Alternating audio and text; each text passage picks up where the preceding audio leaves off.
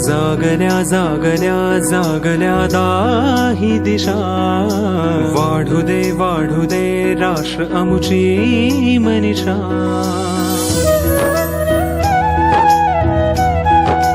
हो जागल्या जागल्या जागल्या दाही दिशा, वाढू दे राष्ट्र अमुची मनीषा।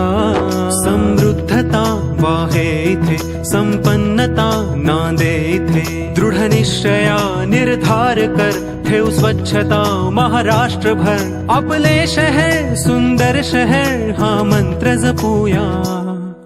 स्वच्छ हे लातूर करूया, स्वच्छ हे लातूर करूया। किती सुंदर आणि किती मधुर आवाजामध्ये हे गाणं बनवण्यात आलेलं होतं। लातूर शहर हे कचरा मुक्त झालेलं पण होतं। महाराष्ट्रामध्ये एकेकाळी लातूरचा पहिला क्रमांकही आलेला होता। मात्र आता सध्याची अशी अवस्था आहे की लातूर शहर हे संपूर्ण कचरामय झाल्याचं पाहायला दिसून येतंय। लातूर शहराचे अनेक पॅटर्न आहेत। भल्या भल्या पॅटर्नामध्ये लातूर शहराचा कचरा पॅटर्न सुद्धा आता निर्माण झालेला आहे। आपण पाहू शकता लातूर शहरातल्या प्रत्येक कानाकोपऱ्यामध्ये आज आपल्याला कचरा पाहायला दिसत आहे आणि तोच कचरा सर्रासपणे रस्त्यावरती पडलेला दिसून येतोय। काही कचऱ्याचं प्रमाण वाढलं की लोक त्याच्यावरती आग लावत आहात आणि ते कचरा जाळून टाकण्याचाही प्रयत्न करत आहात। हे दिवसेंदिवस कचऱ्याचे वाढत असलेले ढीग प्रशासकीय कार्यकाळ चालू असल्यामुळे प्रशासनाला दिसून येत नाहीत का?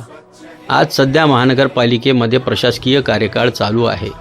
त्याचबरोबर जन आधार सेवाभावी संस्थेच्या वतीने ही कचऱ्याचे टेंडर त्यांना दिलेले आहे। त्यांचे टेंडर सप्टेंबर महिन्यापर्यंत आणखीनही शिल्लक असून नवीन टेंडरची प्रक्रिया महानगरपालिकेच्या आयुक्तांनी काढण्यात आलेली आहे असे समजते। मात्र जन आधार सेवेचा आणि मनपाचा काहीतरी आर्थिक देवाणघेवाण राहिला असल्यामुळे जन आधार सेवेचे कर्मचारी हे कचरा वेळेवरती उचलत नसल्यामुळे आज तो कचरा सर्रासपणे रस्त्यावरती पाहायला दिसून येतो आहे आणि काही ठिकाणी तर त्या कचऱ्याची विल्हेवाट लावण्यासाठी जाळ सुद्धा लावण्यात येत आहे।